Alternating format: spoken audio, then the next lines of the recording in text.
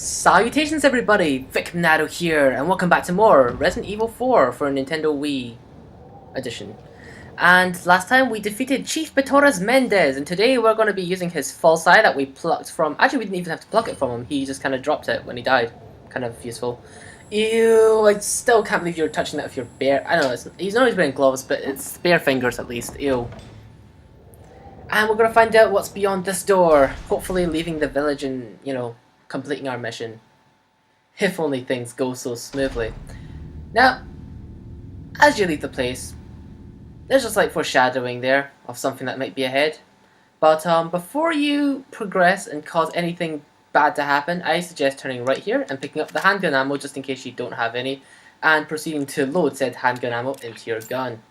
Okay, now walk forward.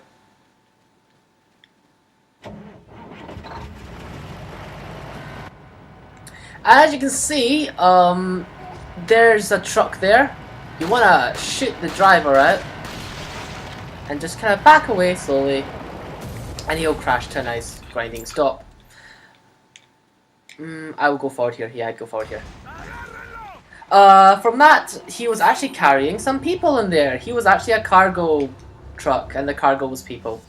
I know that's a bad reference for me to just kind of throw out there just because, but... sometimes you gotta take what life gives you opportunity-wise, you know? Sometimes you just gotta. I'm kind of chain recording this straight after the last one, and actually it's been a while since I've chain recorded. Usually I take a pause in between episodes now. Just because, you know, to keep the commentary up, I just can't seem to kind of get in the zone sometimes. But, I don't know, nevertheless, I wanted to do more than one today since, basically, it's gonna be really hard, increasingly difficult to record, especially over the next month or so, because I got a job, which is awesome, kind of awesome, because it's kind of related to what I want to do in the future. So that's pretty good. So I got a job, and just things are really busy. You know, I'm actually going to be moving out because it's the end of like a school semester, so I'm going to be moving out of this place, moving into a new place. You know, there's all sorts of complications, and so as a result, I want to still keep releasing something, I guess, or at least have something to edit if I have the time. So let's record all these in advance. What do you say?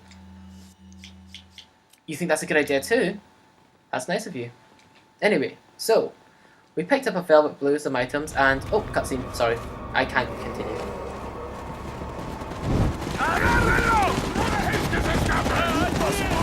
On the other side of the bridge. Yeah.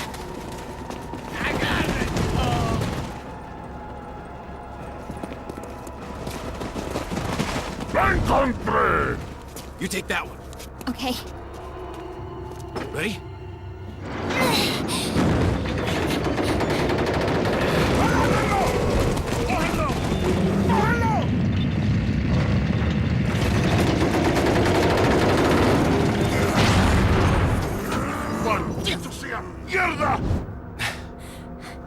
Come on. Yeah.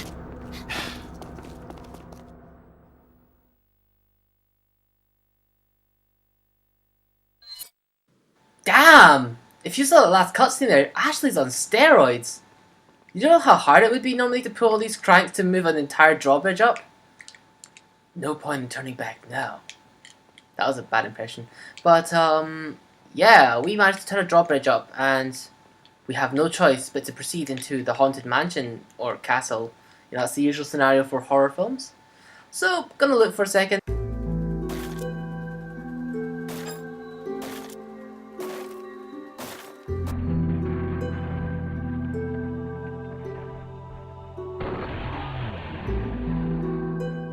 Ah! Snake! Oh, I missed it too. How hard is it to hit this? Oh, for God's sake, he's actually gonna empty all of my... There we go. Oh, golden egg! Come here, thank you for the bite, wow. Yeah, I had to save one extra time because, if you didn't notice, I got bitten by a snake, but then afterwards, it dropped a golden egg, which actually makes it much more worth it because, you know, it damaged me, but I managed to pick up something that fully heals me, so that's even better. If you go behind this house, actually easy to miss, is a chest with 5,000 gold, which you really want, especially with this merchant now that we've entered the castle. he now has some new stuff for us. So let's have a look at his inventory, shall we? Welcome. He always sounds so enthusiastic when you enter a store. Got Like, some rare how many times things have you on entered a sale. shop, like What on the are you street, selling? and like the shopkeeper's that enthusiastic? Not very often, is it? So, we got Velvet Blues, which are basically like a spinel, but just worth more. Is You're that going to be all? finding them a lot more from this point onwards in the game, Is that as all? things jack up in price. Thank you. But What now, are you buying? without further ado, I'm going to buy a yes, pronounced attach case Is that all, large. stranger? I've been Thank told it's you. definitely pronounced attach and not attaché. There's a map for the castle, which you might want if you really want to find treasure and stuff, but I think I should be able to find most of it anyway, so I'm not going to pay the 6,000. We've got handgun, which is not new, but one thing we have new is the blacktail. We have a magnum called the Broken Butterfly. We'll go for them in due time. The riot gun, rifle, semi-auto, and a mine thrower, which is the weapon we Not want to only will flat. You need cash, but you'll need guts to buy that weapon. I had to be quiet because he says something really cool whenever you choose like a weapon like this. We're gonna buy the mine thrower, not because it's particularly a great weapon, but just because it's really fun to have.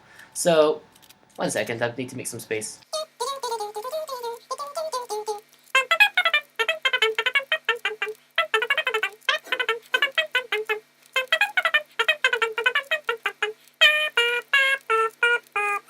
I'm sorry if this episode's a lot of time-lapsing so far, but, you know. So we're going to buy the mine thrower, which I'll go over very soon at some point or another. And we're also going to buy a scope for the mine dart thrower, just because I'm a bit of a completionist. You don't really need it, but I just think it completes the weapon anyway, to have the option, Thank you. even though I don't really use it that often.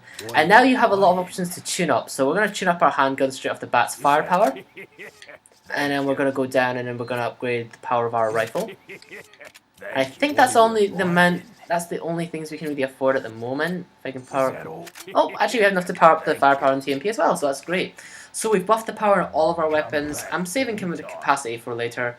And yes, now we can finally get onto content. Because this episode is set to be kind of action-packed, we're going to go through another really big action-y scene about now.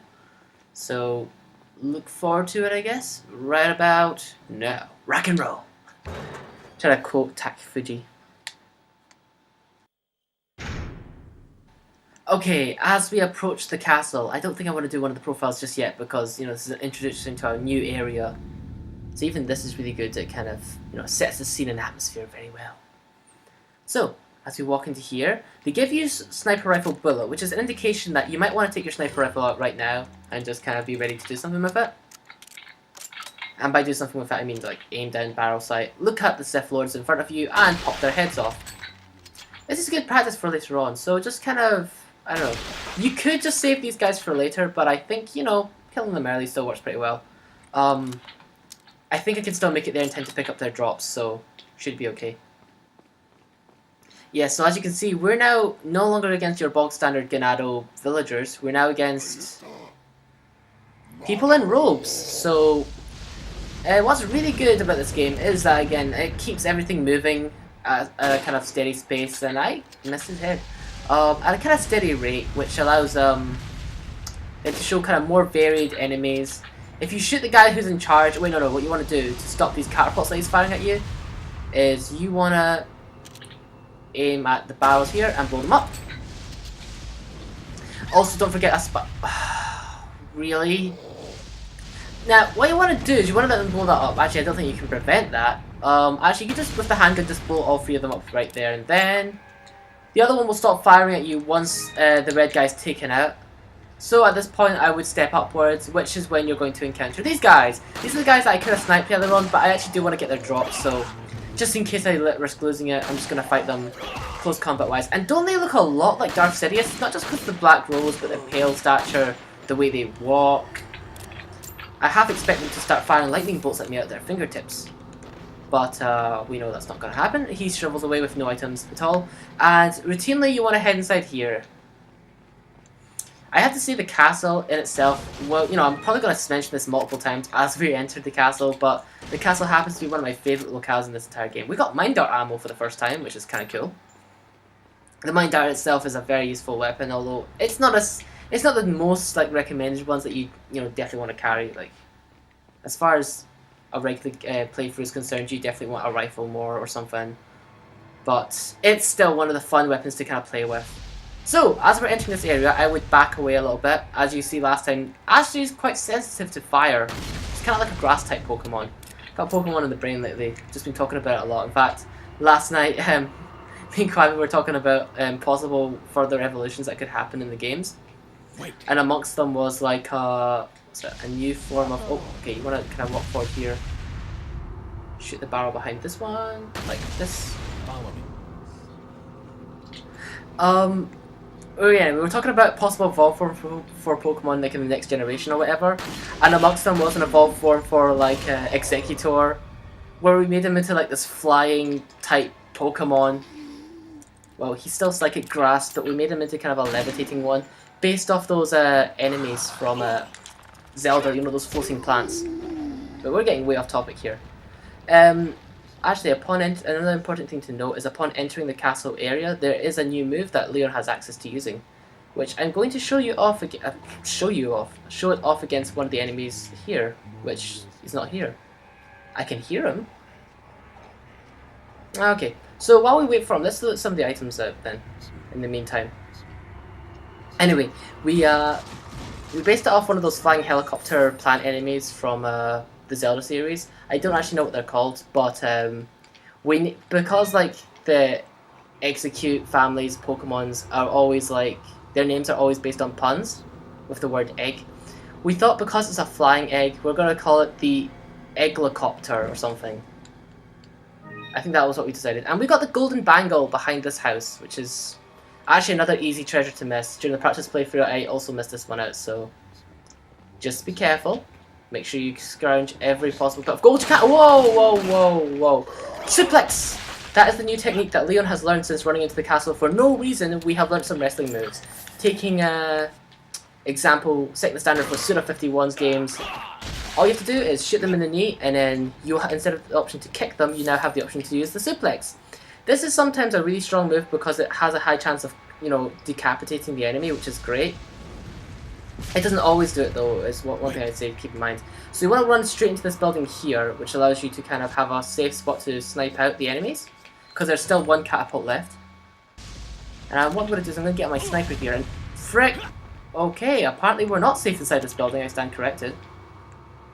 But I think I'm far enough away from it that... Yep, okay, I'm far enough away so that he can't hit me. I could just... There we go.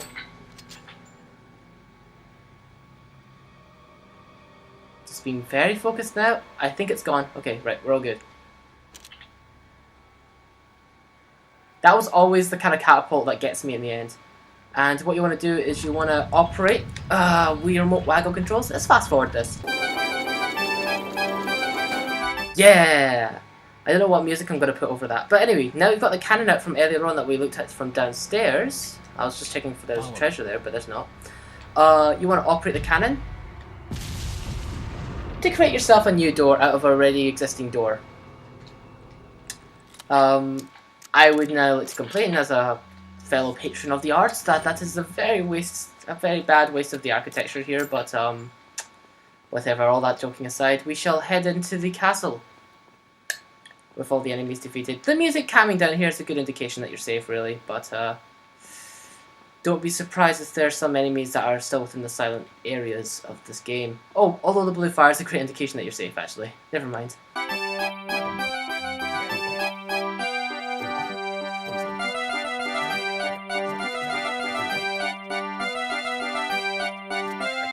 Apart from that, there really isn't. I actually have no idea where I'm actually going to end off this episode.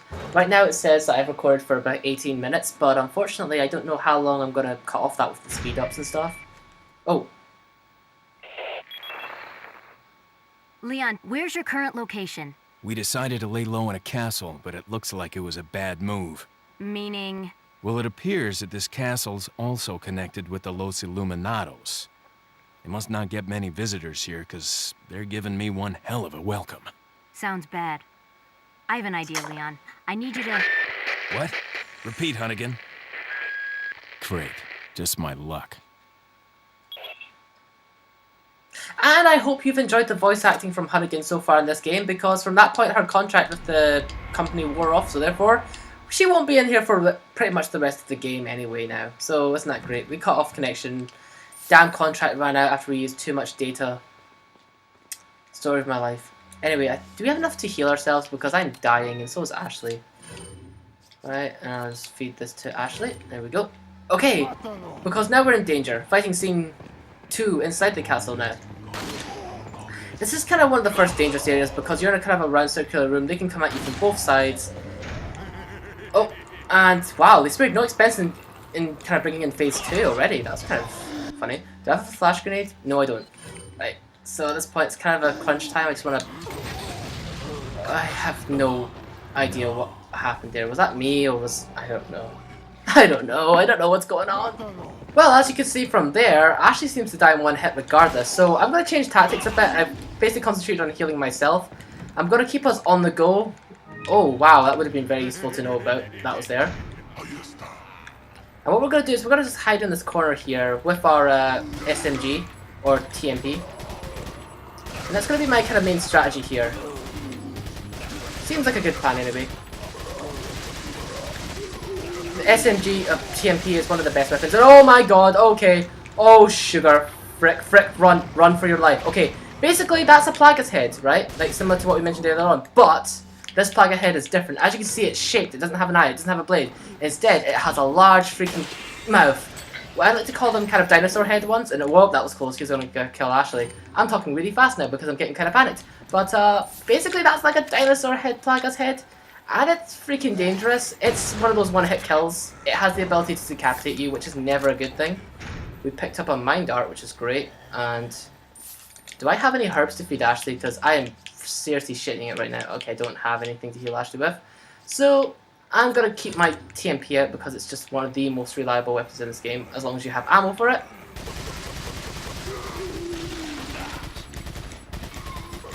And we're just gonna peck these two guys repeatedly. He's just tanking it like the Terminator there. Look at that, he didn't even flinch. Let's pick up lots of gold. And unlike the formations of Ganados, where like all versions of them were kind of created equal, they all had like either like a knife or a or a pitchfork or something. The you'll notice that these These Los Illuminados members actually follow kind of a caste system. There's a golden sword mounted onto the platinum plate. Take it. Yep, we're going to take it. I wish we could kind of use these golden swords because they kind of look cool. Something like from a classic NES game or something. But unfortunately we can't. But yeah, like I said, these Los Illuminados follow a caste system. The ones in red are the leaders. The ones in black are... I don't know why he was going to swing it from there. Like, he's nowhere close to me. That must be so scary if you're in Ashley's shoes, actually, if you picture that there. Like, she was standing on the stairs, and I just suplexed the guy's head towards her. He went past her, and his head split clean off. Like, she must have been pretty brave to actually deal with that. Yeah, this is probably one of the easiest puzzles in the game. You just basically swap the two swords over. So I just swapped the gold sword with the platinum sword I picked up at the start. As I say, as far as puzzles go, Resident Evil is no Zelda. It certainly doesn't know how to make you scratch your head or anything. It's kind of just move this here, fetch quest here. It's just tradition. I mean, we've noticed that it's been tradition since I recently played the original Resident Evil with Koabe. We're still playing through it though at the moment. And wow, I was expecting us to go to a different scene by now. Okay, right, I know something else is going to happen. So we're going to end the video in a second after this next cutscene. So thanks for watching till now. Bye! Leon! Louis. I've got something for you guys. What? Oh, shit! I must have dropped it when I was running away from them. Dropped what? A drug that'll stop your convulsions. Look, I know you're carriers. You've been coughing up blood, right? Yeah. And you? Yes. Damn it! The eggs have hatched. We don't have much time. What are you talking about? I have to go back and get it. Let me come with you. No, you stay here with Leon. He's better with the ladies, I'm sure. Why are you... It makes me feel better. Let's just leave it at that.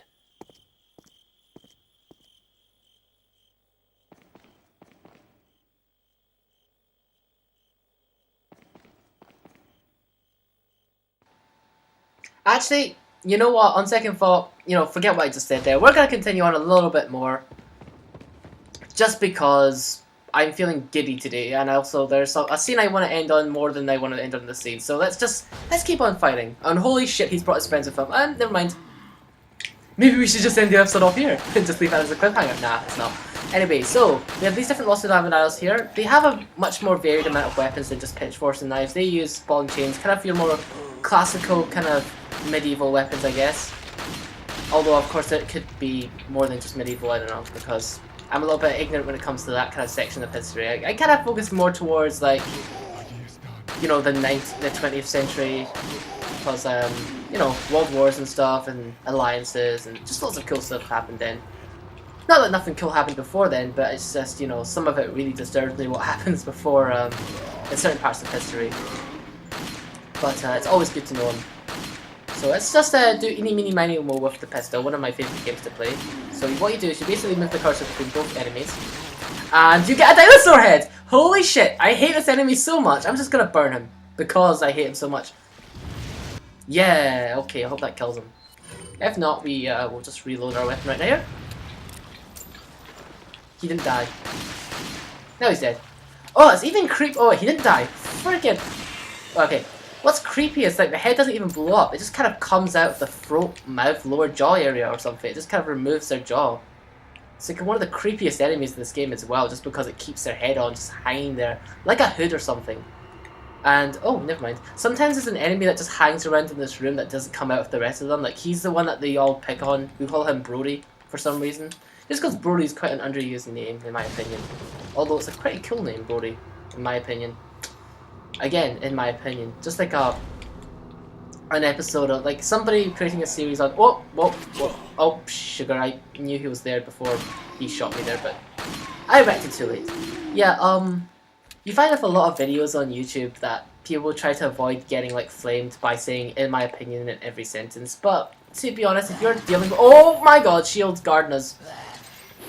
Yeah, I'd back away about now. Enemies with shields, they are a pain in the ass, to say the very least, actually. I'm just gonna heal myself because I'm selfish, and we're gonna test out the mine launcher, why not? The mine launcher looks damn cool, by the way. It attaches to your arm like a kind of cannon or something. You just need to back away, and there we go, they blow up. I forgot what tangent I was on before that. Yes, shield enemies are really annoying. They won't flinch. Besides, like, the way to remove them easily is with the handgun. Well, not handgun. Shotgun or using a magnum or rifle or something really powerful. Usually, you'll only make a little hole in them. But another strategy for getting rid of the shields is to, you can burn them and stuff. But they're just really awkward just because of how defensive they are with it. This room is laced with an explosive, which means it's not going to be a safe room. There's something in a chest there, which means that's going to trigger something. So beforehand, we're just going to pick up this green herb and probably feed it to Ashley, since... Although, to be honest, I don't really think it helps that much, since she died in one hit last time she had, like, green health. But, whatever. Let's just pick up this item, a key, and trigger the very obvious cutscene here. And miss the explosive barrels, which is really bad, and just... whatever. At least I killed all the enemies to the right, so I only have these 3 munchkins to worry about. Oh my god, what is with this game and those freaking dinosaur heads? I don't even know why I call them dinosaur heads, they're not even dinosaurs. Oh my... Is that another... Yeah, it's another one. Get down. Okay, if he becomes one too, wouldn't that be freaking annoying? I'm just gonna get my sniper rifle out because we have piercings. And just steadily, just very patiently. Oh, no, my god, please don't get any closer with that. Yeah, okay. And, oh god. Alright. It would have been a final kick in the teeth if he also became one too, but luckily this game wasn't being quite so cruel. I'm starting to wonder if it really is a random generated thing, or if it actually is like a set thing, but I don't remember them being so many of them. Like, them being so many. I can't form sentences when I record, but that seems to happen amongst... No, just me. Whatever. So, we have the key to go into the main building of this castle, which, at this point in time, when we're kind of trying to escape this place, we're laying low, would you really want to enter into the stronghold? It just doesn't seem like the right thing for me, just to do. I'd go around the perimeter of the castle and try to, find another way down the cliff. But, despite our best intentions, let's enter the castle.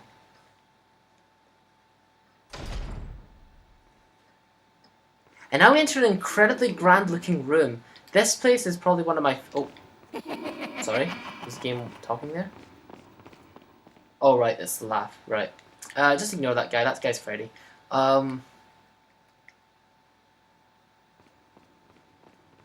Yeah. Let's trigger the cutscene and end the episode here. Bye! I was starting to wonder when you might notice us.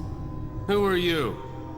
Me llamo Ramon Salazar, the 8th Castellan of this magnificent architecture.